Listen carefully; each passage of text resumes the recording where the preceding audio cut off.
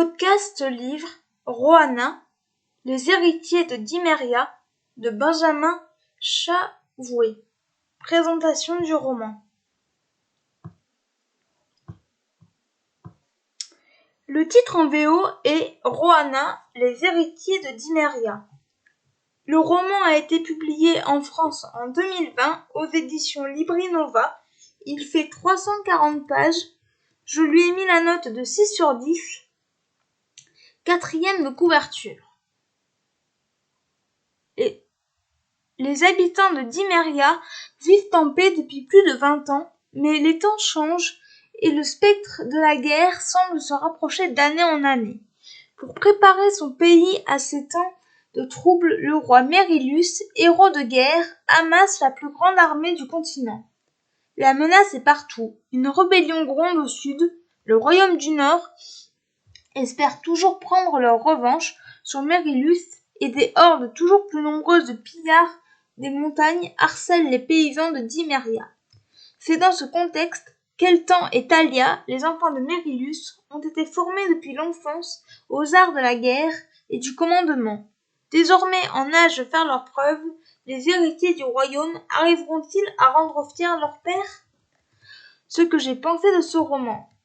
J'ai lu ce roman dans le cadre du prix des lecteurs Librinova 2020. J'ai bien aimé. Eltan, le prince de Dimmeria, va à la suite d'un tournoi se retrouver dans un environnement qui lui est totalement étranger. Va-t-il y arriver ?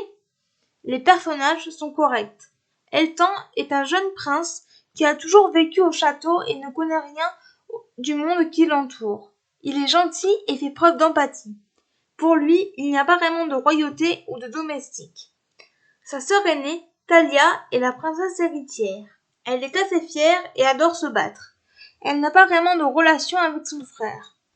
Leur père, le roi Merillus Ier, n'est pas souvent présent, il est froid. Les personnages secondaires sont peu présents, ce qui est dommage.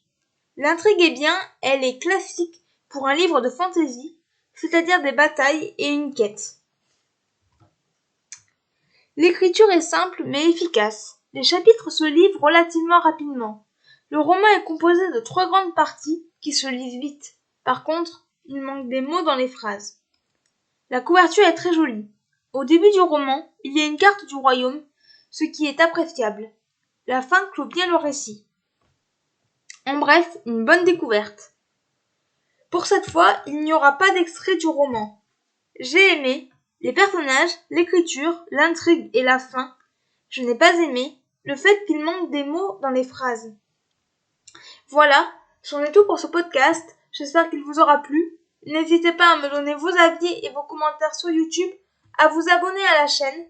Et je vous retrouve très bientôt pour un nouveau podcast. Ciao!